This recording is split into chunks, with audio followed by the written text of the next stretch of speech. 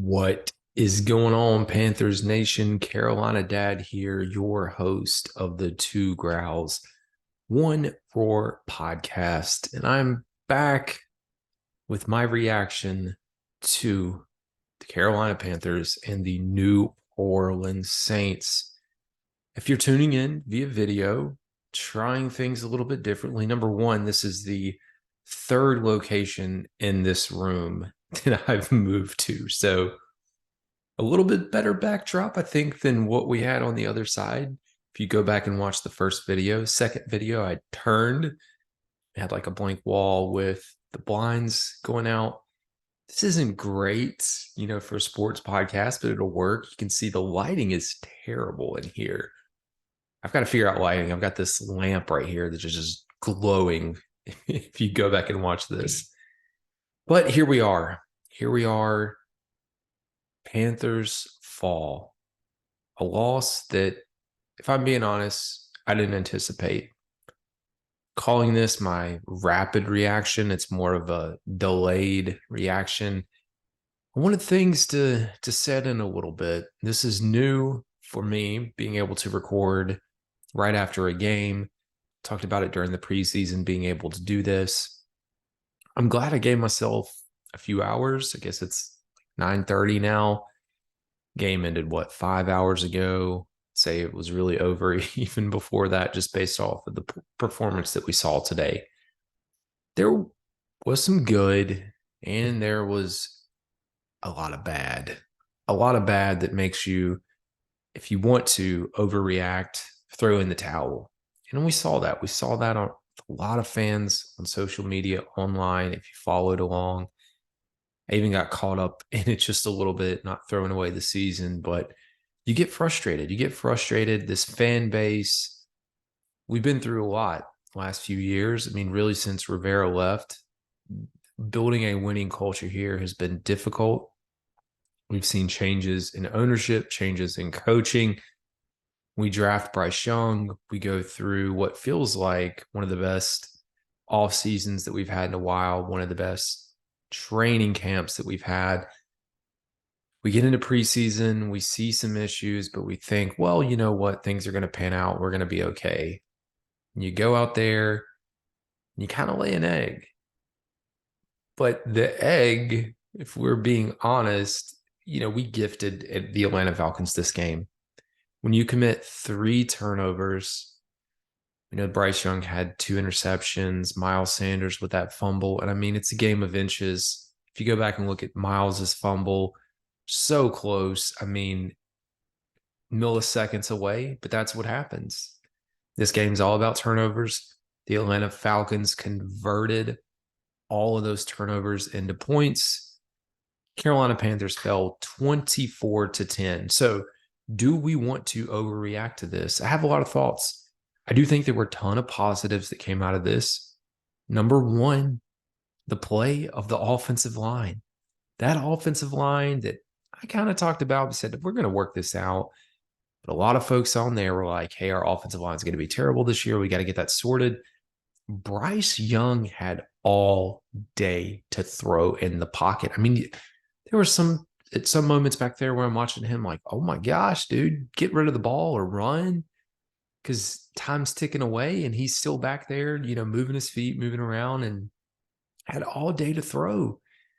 Our rushing attack, it was not great, but when you get almost 150 rushing yards, and, I think we'll look at the box score, but Saunders with like 70, Chuba Hubbard around 60, so 130-ish yards between both of those backs.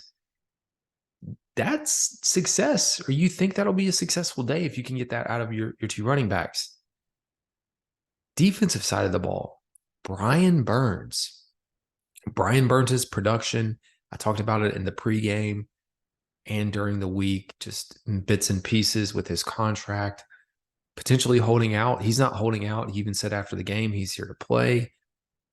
Man of faith, he's putting it, in God's hands.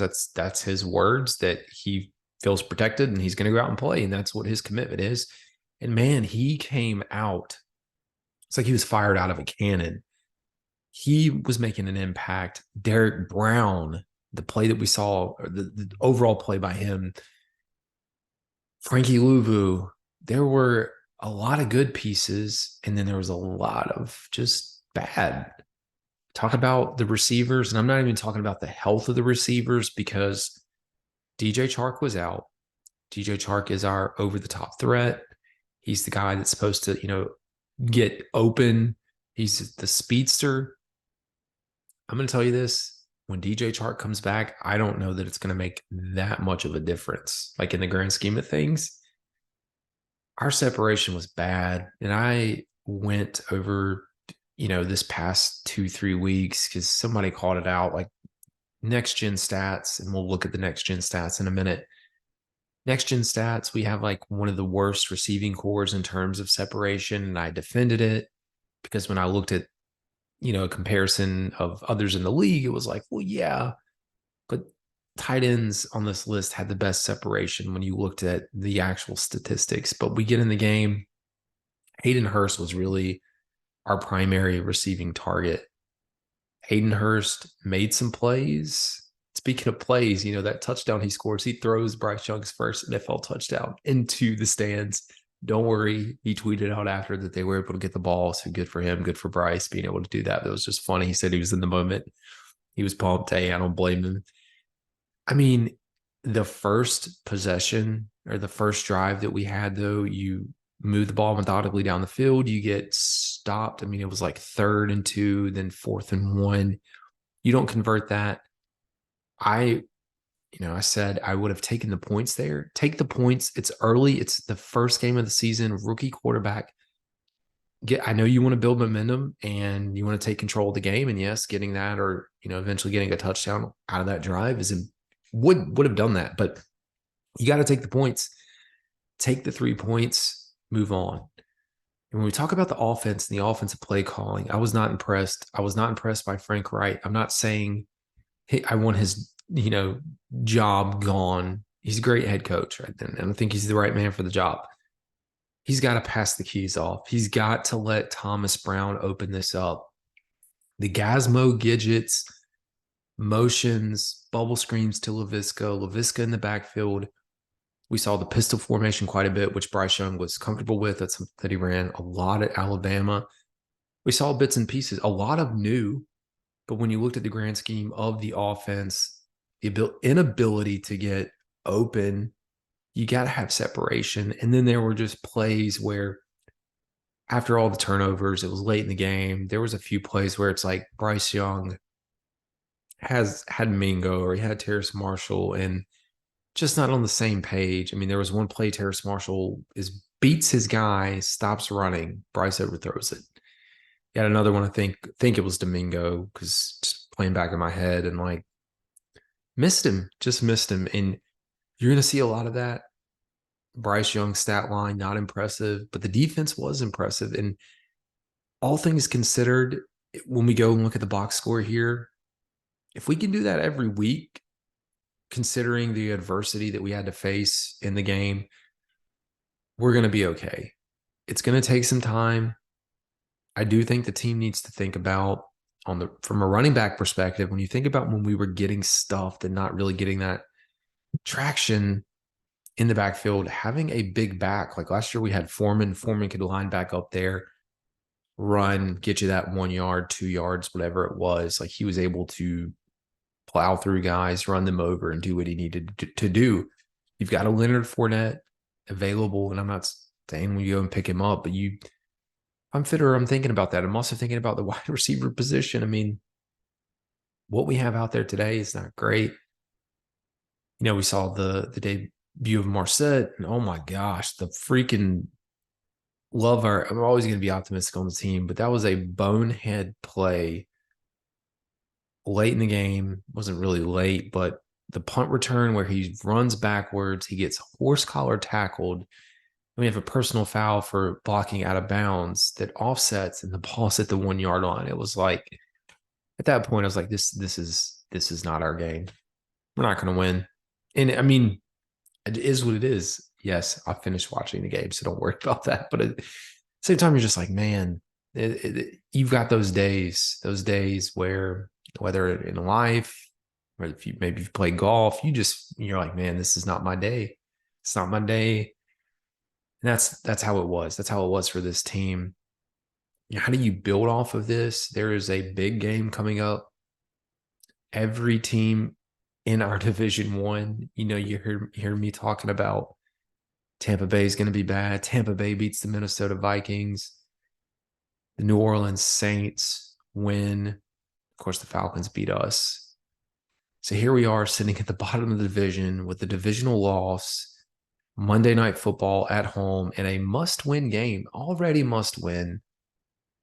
We'll look at the scores around the league as well, but it's just one of those things, man, where it can be deflating, and it's, just as deflating as it is as a fan base, it's 10 times that for these players and coaches because they want to win, man.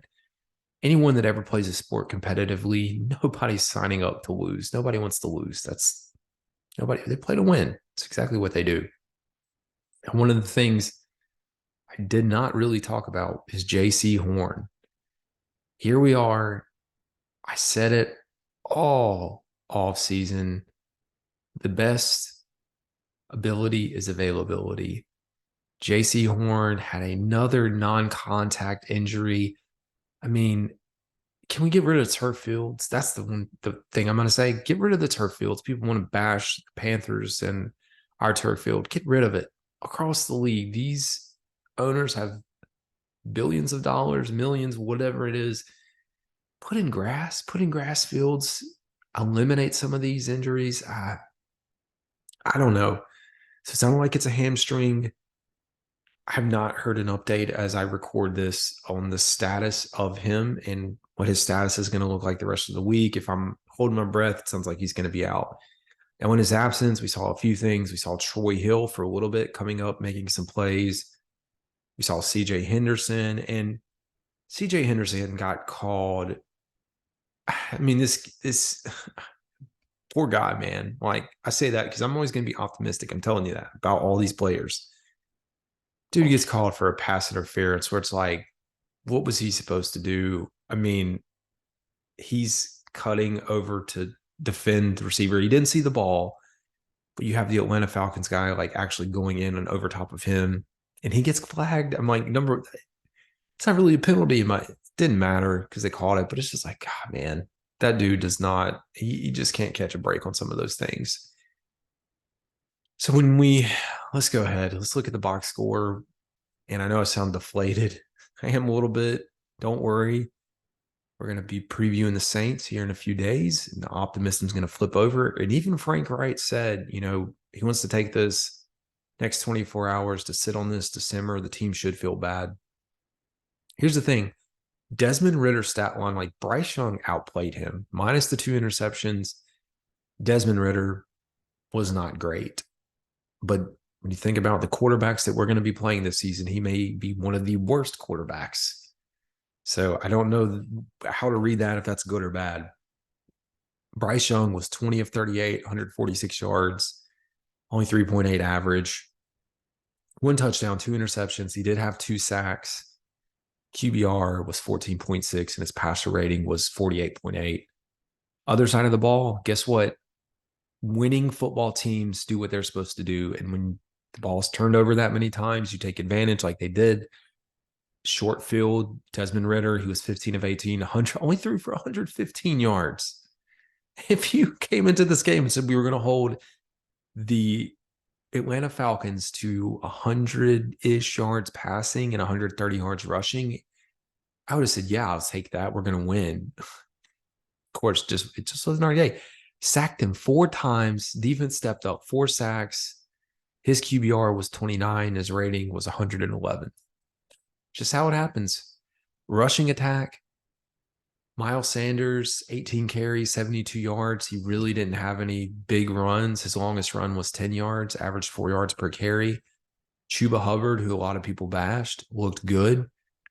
9 carries for 60 yards. He averaged 6.7 yards per carry. 21 was his long.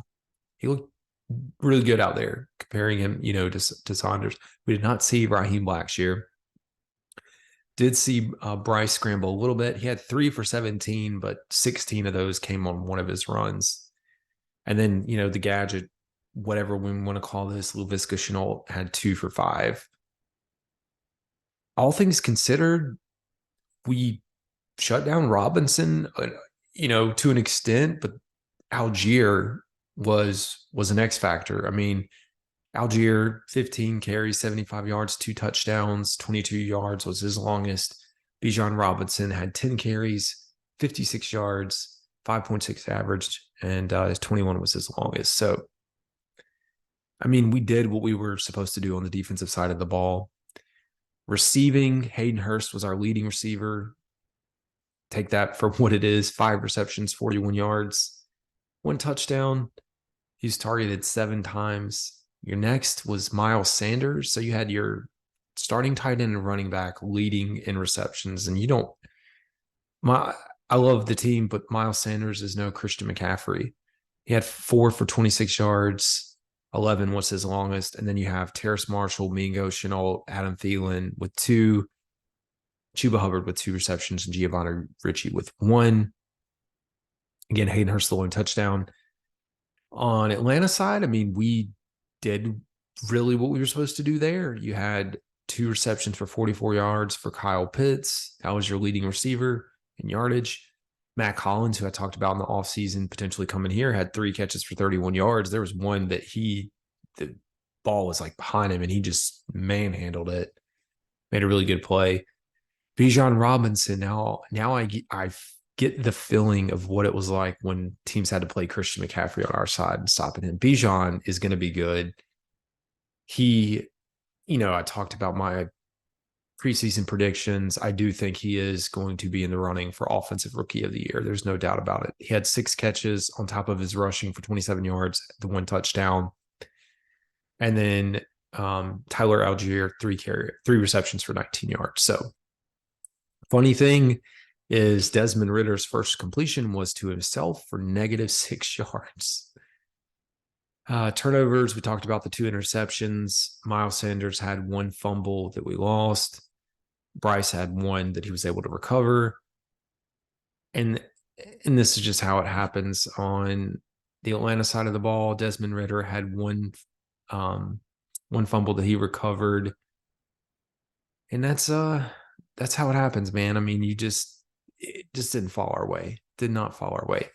Defensive side of the ball, the 4 big guys on our side that are supposed to step up did. Derek Brown led in tackles with 9. He had 8 solo tackles, 1 sack, 2 tackles for loss, and a quarterback hit. Brian Burns started off hot, kind of played slow in the second half, had 7 tackles, 1.5 sacks, 1 tackle for loss, and 1 quarterback hit. Luvu, 7 total tackles, 3 solo, 1 sack, 3 quarterback hits. He was getting to the quarterback. There was 1 play, man. He had the sack. He just didn't wrap up. And we saw this on multiple occasions. I know Dante Jackson missed a tackle. We saw missed tackles. People just not being able to wrap up. You got to be able to tackle. You got to be able to tackle in the NFL. You will get taken advantage of. Every single yard matters, and not being able to wrap up and do that has an impact. Jeremy Chin had 7. Shaq Thompson had 5. CJ Henderson had 3. Deshaun Williams had 1 tackle for loss. Shai Tuttle had a quarterback hit. Justin Houston had 1 tackle for loss. So did Troy Hill. And that was kind of the stat line. Jesse Bates, who was just the defensive player of the game. Oh, man. He did his thing on the defensive side of the ball. 10 total tackles, 5 solo, the pass deflections, interceptions. I mean, he had 2 interceptions. Like, he was just in the perfect place. And I saw someone tweeting out that you wonder if DJ Chark had been out there, if he would have been able to bite down the way that he did if there was a threat over the top, which I agree. So there is value to that. But, hey, at the end of the day, they're there to make plays. Whoever's on the roster is on the roster, and next man up. Troy Anderson had 10 tackles for them as well, 1 tackle for loss and half a sack. Now, I'm not going to really read too many of their stats because, not that concerned. Amir Smith-Marset, who we saw make his debut, being brought in as a return man, had 3 punt returns for 14 yards. And again, 13 of that came on one return. The one where he ran backwards, oh my gosh, that was a freaking nightmare. I don't know how you can have a horse collar tackle, and a block or block out of bounds is personal foul, not have them offset and re-kick, having us get the ball to one, that was just pathetic. I mean, I don't know who's making the rules in the NFL, but come on, that's a clear opportunity to have something adjusted there. Eddie Pinheiro and even Frank Wright at the end of the game said that. Eddie Pinheiro was 1 for 1, 43 yards on his field goal and with the one extra point. Johnny Hecker, booming leg as always, 5 punts, averaged 53.2 yards, 1 inside the 20 and 169 yards. And then we go to our team stats. I mean, I looked at this after and I was like, I just can't, man. You take away the turnovers, it's just a different ball game. But we had 20 first downs, they had 13. Third down efficiency, we were a little bit better, 5 of 14. They were 2 for 10. We were 0 for 2 on fourth down. We ran 72 plays on offense. They ran 48. Part of that, they did have some short drives. Total yards, we had 281. They had 221. They averaged 4.6 yards per play. We averaged 3.9. Passing, we had 127 yards to their 91. And if you're completions and attempts, we already went through that. Rushing, 154 yards to 130. And in the red zone, 1 for 2. They were 3 for 3. Penalties were a big factor. We had 9 penalties. You can't have penalties, can't have turnovers. You just can't make these mistakes. And that's what we did. And that's your 2 touchdown swing right there. So 6 for 43 on their side. And we had time of possession was 34 minutes for us, 25 for them. The box score, it was 0-0 at the end of the first quarter, 7-7 at half, 10-10 at the end of the third. And then in the fourth quarter, they scored 14 unanswered points. And that was it. That sealed the deal. We know 17 of those points came off of turnovers. Defense did their job. Defense did everything that they were supposed to do. Bryce is going to learn. I mean, he is a rookie. I think as a fan base and me personally, I know I set pretty high expectations, but I think he's going to get it figured out.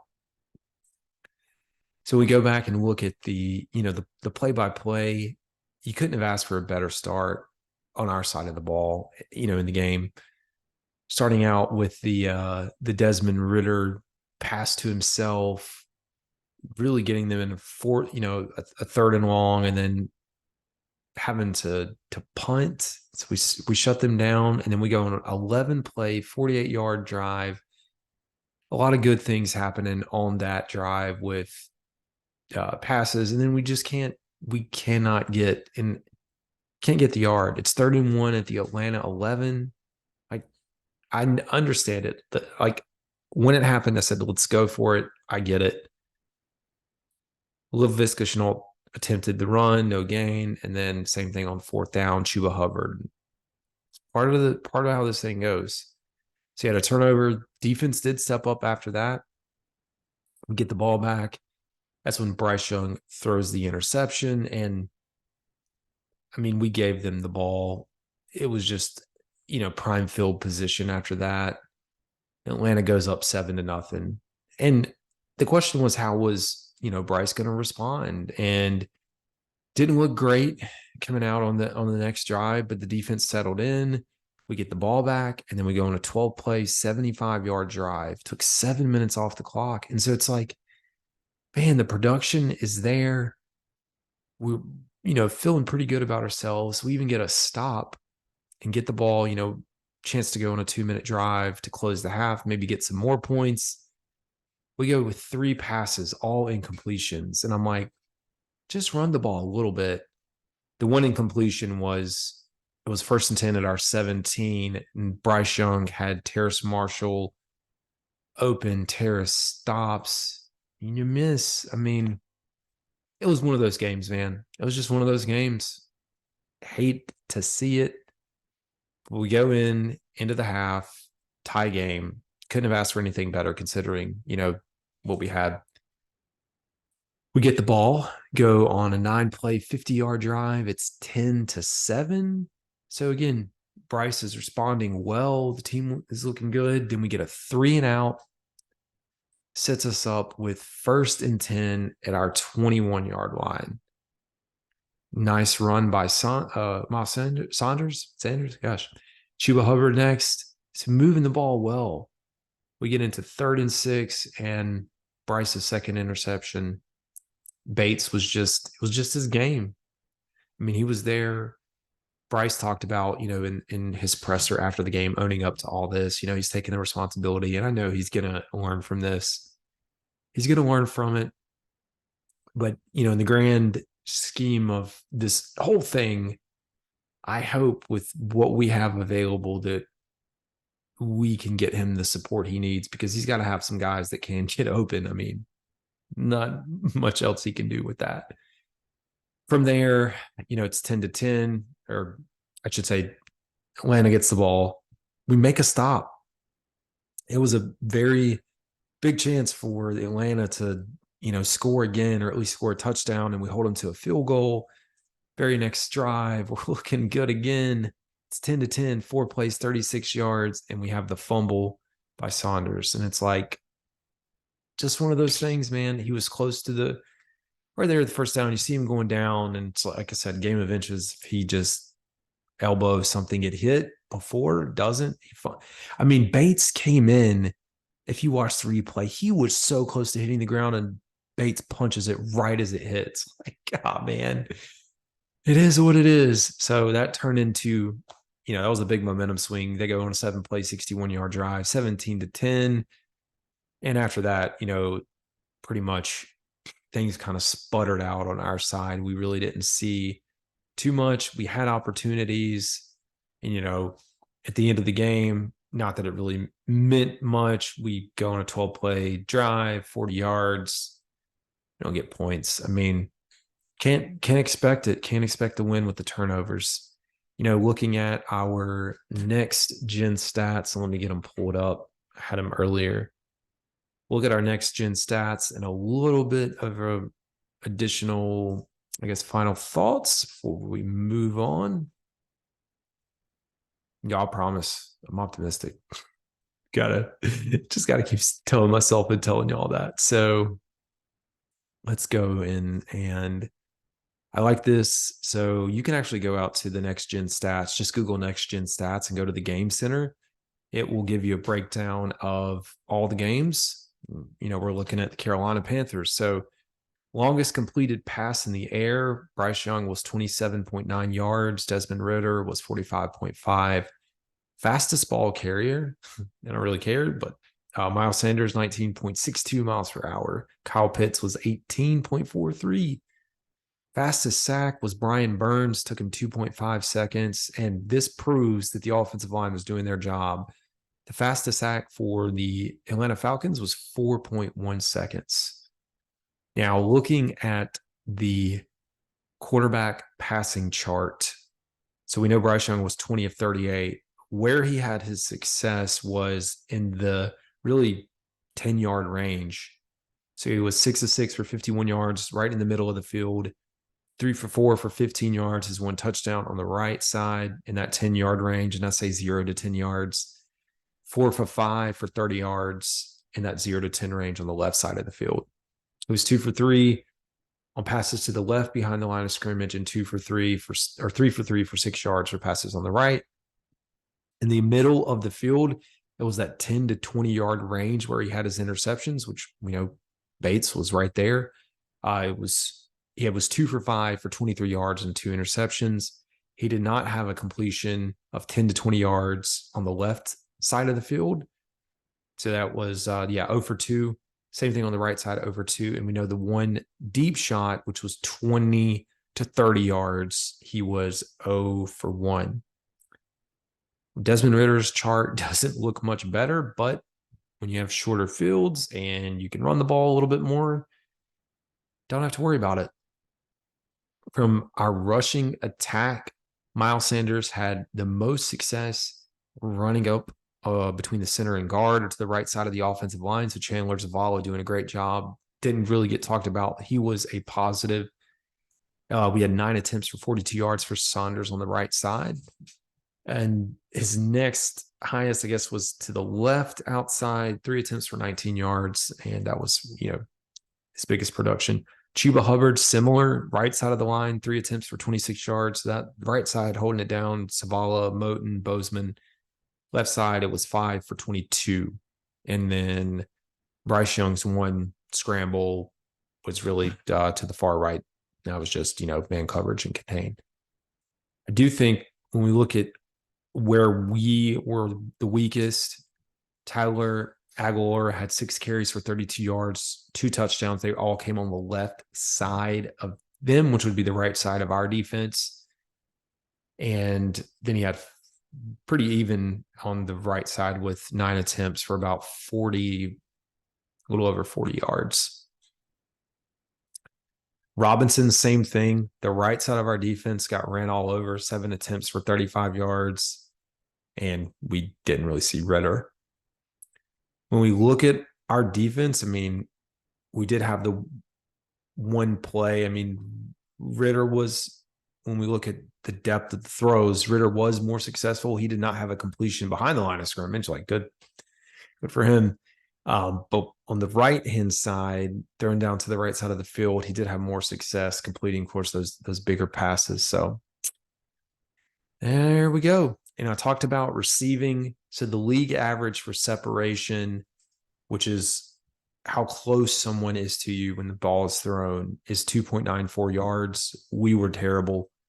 Adam Thielen was 2.27. Hayden Hurst, 2.74. So, okay, because he's tied in. Terrace Marshall, 2.3. Jonathan Mingo just did not have great separation today, 1.3. Laviska Shenault was 5.4, but a lot of his came behind the line. So, yeah, there's nobody around him. And on the offensive side of the ball for the Falcons, we did not look great. Kyle Pitts averaged 3.5. Drake London, 5.56, and Matt Collins, 3.37. So, yep. Pass rush for us, we talked about that, but the average separation from the quarterback, Derek Brown was the closest. So the league average is 4.57 yards. And I should say this tells me the average separation from a quarterback is a pass rusher's average pressure distance from the quarterback at the time of the pass throw or sack in yards. It only includes passing plays where the defender is rushing the passer. So Brown was, back there pretty much all day getting pressure, 4.25. Burns right behind him at 4.4 in the league. So well below the league average. Justin Houston, we didn't hear a lot from, but he was 4.63. And then Shai Tuttle was 5.04. On the right-hand side, there was a little more pressure, but we were able to get out of that a little bit easier. On the Falcons side, Grady Jarrett was actually 3.86 yards, so pretty close. And then Onyemata was about 3.91.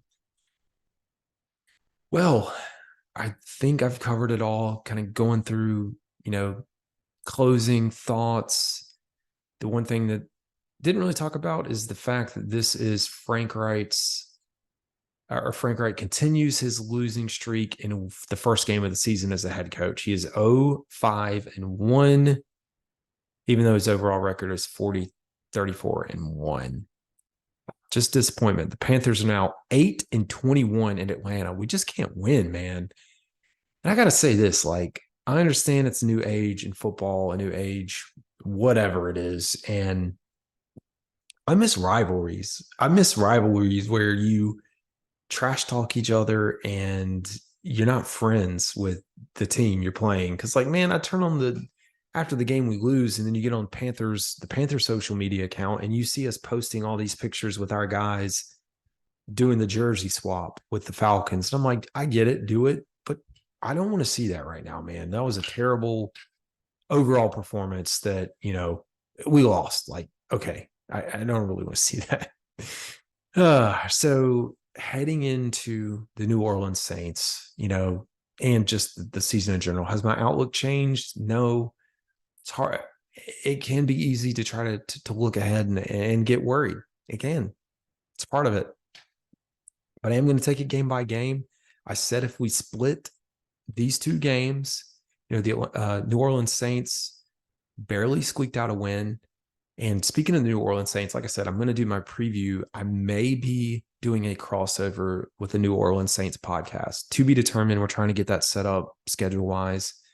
Hopefully, I think that'll be fun to be able to talk to someone else, outside of me that knows ball. So keep you posted there.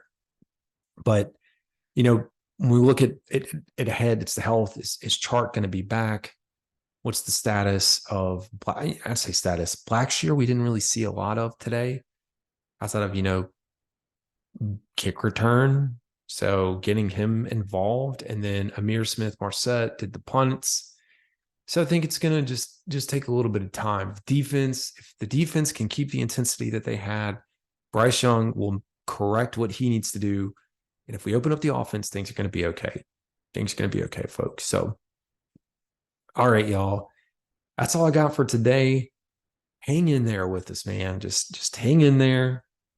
It's going to be, a long season. As I sit here, it sucks, man. I mean, there's no other way to put it. As a fan, you go through this, and I personally have been preparing for this season since, I guess, February. And had very high hopes. I'm always going to have high hopes, a lot of optimism. Remember, you're not out of it until you're out of it. And if we think about last year, everything that happened with Steve Wilks when he took over, we were in it until the end. I'm not saying it's going to be like that this year, where a losing record or a bad record could get you in. But hey, the NFL's wild, man. The NFL is wild. And when I was sitting here looking, and I am closing this out, when I was looking at, just the day in the NFL, I mean, across the board, few upsets. So number one, we go back, Lions upsetting the Chiefs, Browns over the Bengals. Are people going to be worried about Joe Burrow? No. You think about Peyton Manning in his first season in the NFL with 25 plus interceptions. People aren't concerned about him. Buccaneers beating the Vikings. Can't get that. Commanders snuck one out. 49ers look good. Indianapolis Colts battled. Jacksonville pulled it off. Raiders upsetting the Broncos, if you want to call it an upset. Saints sneaking out the win over the Titans. Eagles and Patriots battled it out.